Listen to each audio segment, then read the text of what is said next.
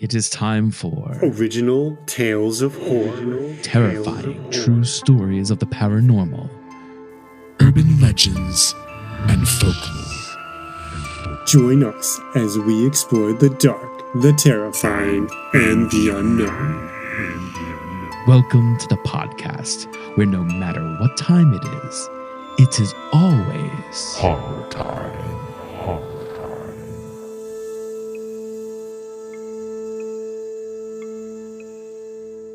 Hello, frightful friends. I'm Timekeeper Matt, I'm Timekeeper Pat. and welcome back to Horror Time. All right, so this time we have a story about a haunted tunnel, and we're going to start it off with a VHS that we found here at Horror Time Video about a haunted tunnel. This one is about two cops that get a strange call to go to a haunted, or they don't know it's haunted, but a legendary tunnel in the area. And they get a mysterious call to go there to check it out. So let's pop in this Horror Time original tale called A Call from the Tunnel.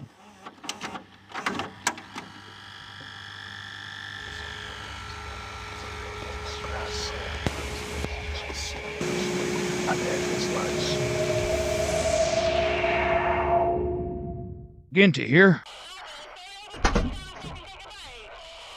10-4. We're 1076. What's that? Emergency?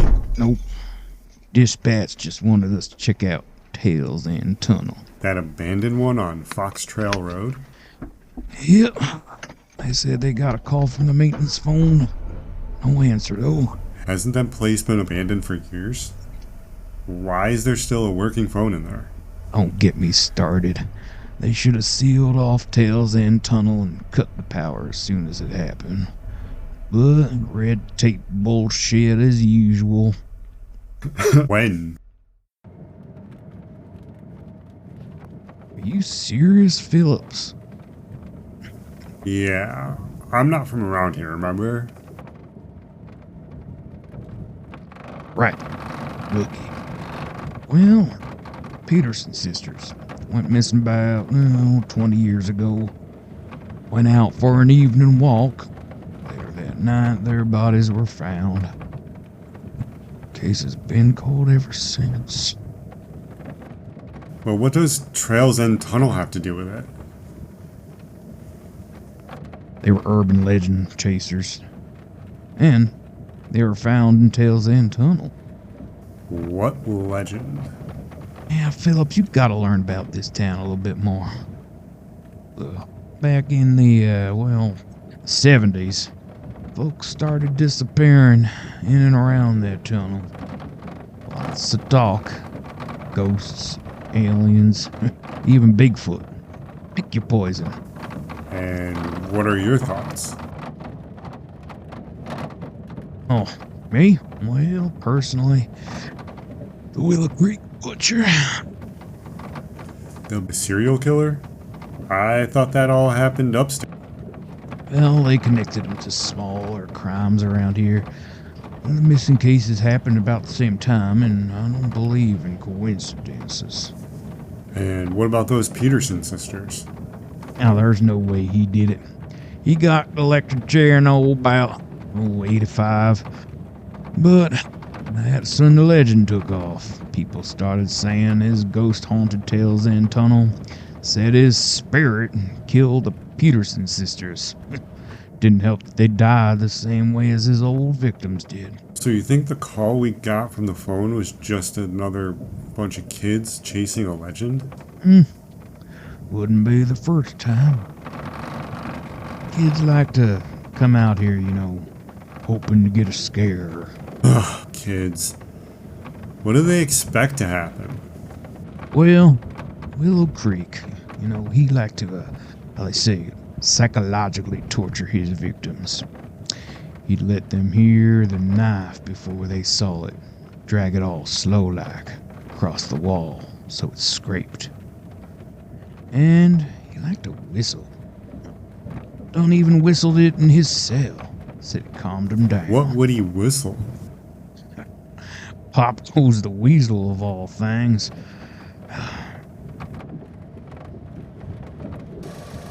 All right, here it is.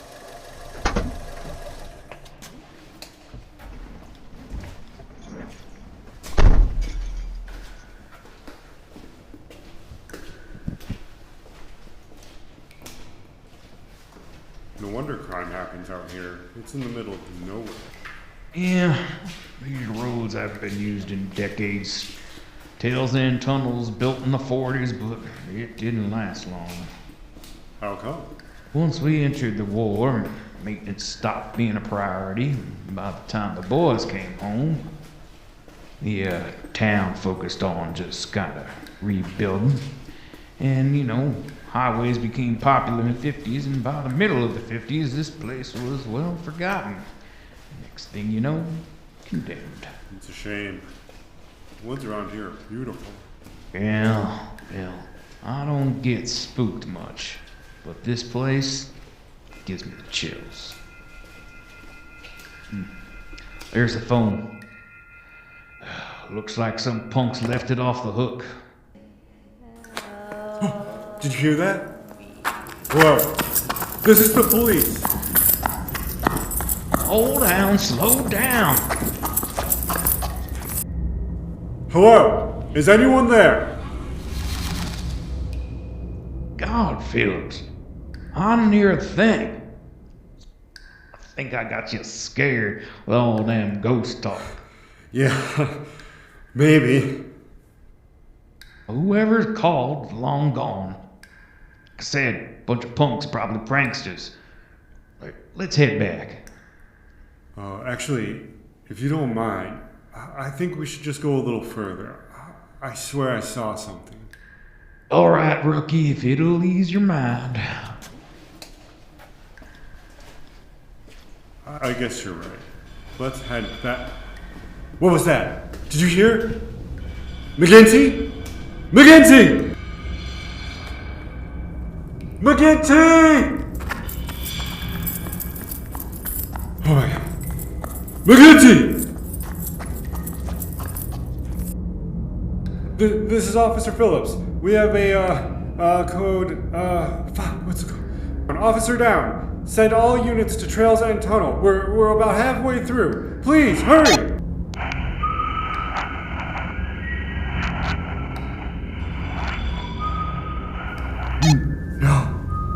No, it can't be real, right?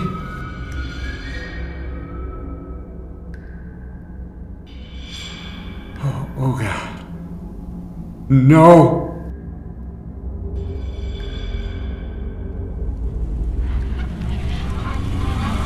Please, someone help! Back up, now! Phillips? Officer Phillips. Respond. Officer Phillips. Are you there? Officer Phillips.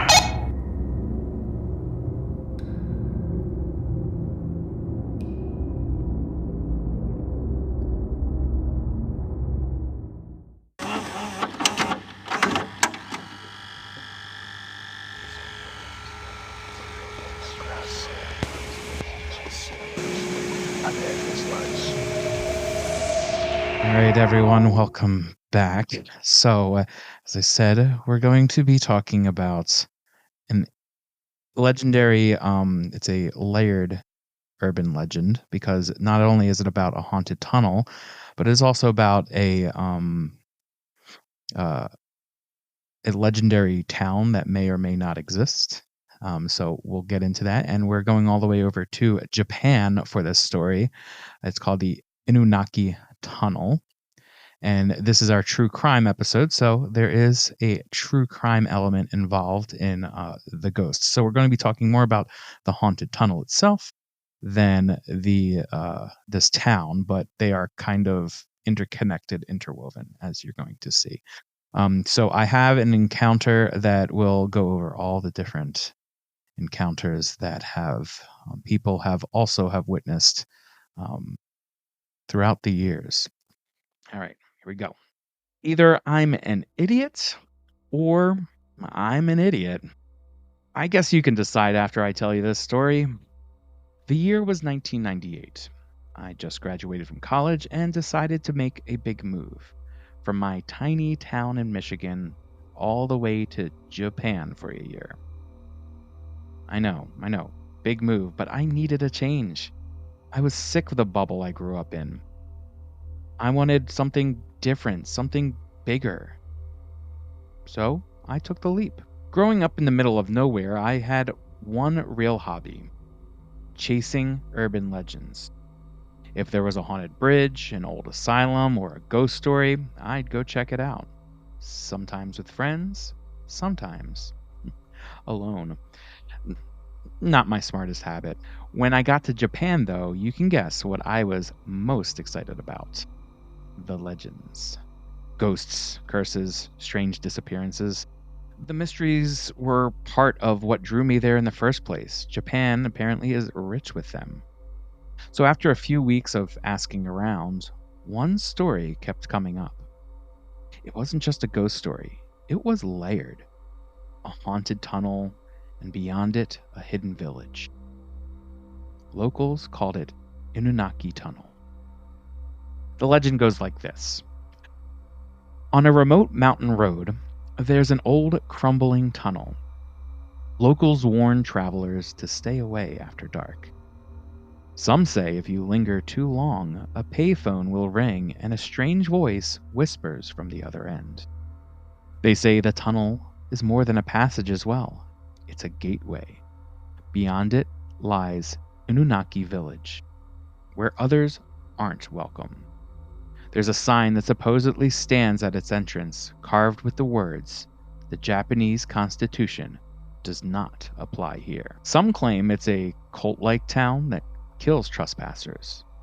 Others swear it's a ghost village, where the dead walk the streets and call out to travelers, luring them deeper into the mountains. And then there's the true story. That was the part that hooked me. The moment where legend and reality blurred. In 1998, a young factory worker named Masafumi Murakami was beaten, dragged into the tunnel, and burned alive inside his car. People say that the place has been haunted ever since. According to local legends also, during the tunnel's construction, many workers died in accidents. Their bodies were reportedly buried within the tunnel's walls, and their angry spirits are said to haunt the area to this day. And over the years, there have been reports of additional murders around the tunnel, as well as disappearances. After living nearby for a few months, I decided it was time to go. My friends wanted nothing to do with it. They'd grown up hearing the stories, but again, I've done solo trips before and I wasn't about to back down. Now, keep in mind, this was 1998, so there was definitely no GPS and cell phones were not very common. So going alone meant alone. And because I was an idiot, I went at night. I mean, that's when everything happens, so why would I go any other time? As I drove towards the mountains, my car began to stall. Of course it did. I was close enough to walk, though. The road was narrow, overgrown, and silent. Forest pressing on both sides. When I reached the entrance, the tunnel looked exactly how you would imagine. Cracked concrete, vines creeping down the walls, the air thick and damp. The tunnel entrance was blocked with giant graffiti-covered concrete blocks. The sound of dripping water echoed like a heartbeat, and near the entrance, I saw what was left of a sign. Only a few words still visible. The Japanese Constitution. The rest gone. That's when I heard it. A faint cry. A child coming from the woods. Now, any rational person would have run at this moment, but not me. I mean, I was scared, terrified, but This is what I came for, right? I stepped into the tunnel. My flashlight beam barely cut through the dark. Every step crunched on loose gravel, the echoes bouncing back at me. My roommate once told me people who entered this place sometimes never even came back. I thought about that as I kept walking, and I thought about Murakami, the victim from 1988, beaten unconscious because of a botched carjacking, then dragged here and burned alive in his own car. Screams said to echo through these same walls. I always found it important when I visited sites like this to pay my respects. So I stopped and bowed my head, a quiet moment of respect. Then I saw it. A shadow cut across my light. About 10 feet ahead stood a man. Not transparent, not glowing. A man wearing what looked like a navy blue work jumpsuit, heavy boots, the kind that like factory workers wear. He turned his head towards me slowly. Hello? I called out. He vanished. Before I could even breathe, the sound hit. Banging, screaming, like someone pounding from inside a car. The air turned cold. My skin prickled. The cries grew louder. At this point, I ran. My flashlight shook as I bolted towards the entrance, the screams chasing me, bouncing through the tunnel walls. Just before I reached the light, I looked back. He was there, again, standing still, watching me, then gone. When I got to my car, it started instantly, like nothing had happened. I didn't stop driving until I saw streetlights. The next morning, I told my roommate everything. He just shrugged. I told you it was a bad idea, he said. Since that night, I've only explored maybe one or two other places like that, but mostly I've left that exploring behind. But if you're ever tempted to visit spots like this, especially where real people have died, just remember these stories come from somewhere, and sometimes what's left behind doesn't want to be disturbed. And there you go. That creepy one, right? It's nice. I like that.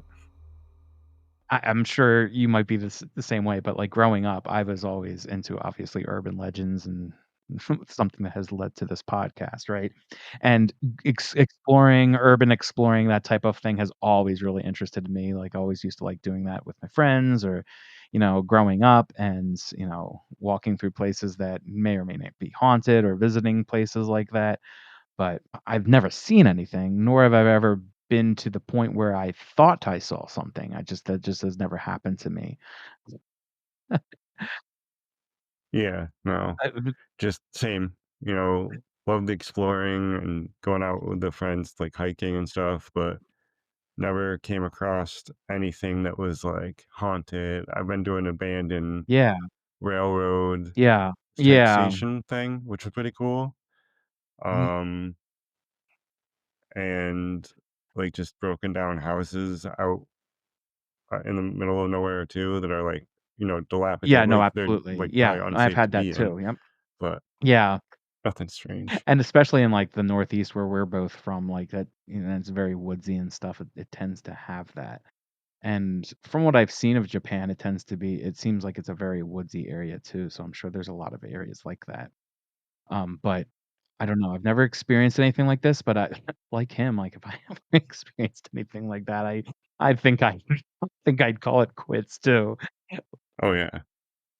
Now the tunnel, so it's the tunnel and a village, so they're separate things. It's not that you have to get through the tunnel to get to the village. Maybe I missed that. Yeah, so they say that the tunnel is the way it's not a very long tunnel, and they say the tunnel is the way to get to the village.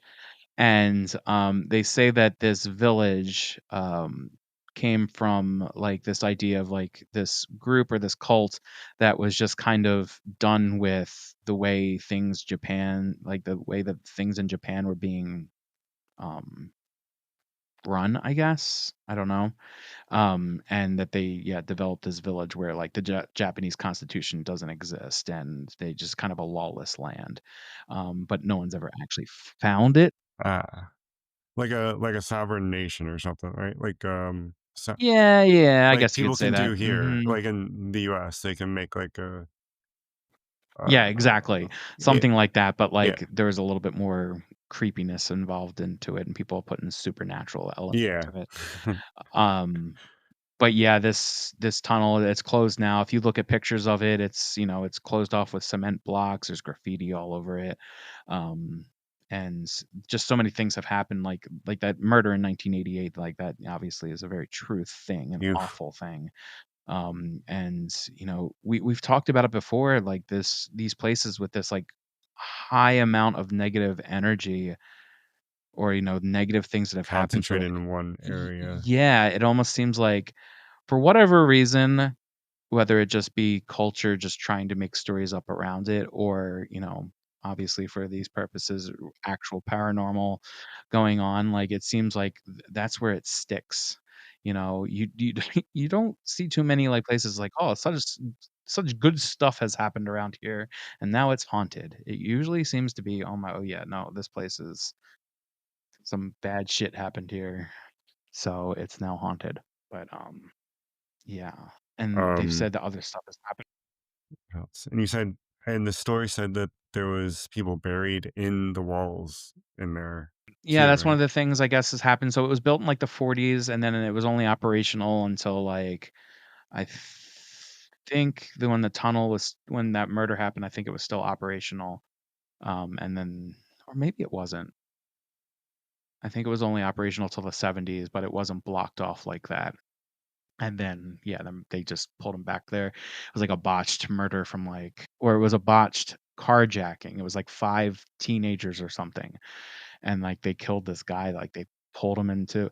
So they basically, the story is pretty graphic at this point, but they basically like they go to steal his car, and they end up knocking him out, but they think they killed him, Ooh, and to get rid of the evidence they take him into the tunnel, into his car, push the car into the tunnel, and set the car on fire.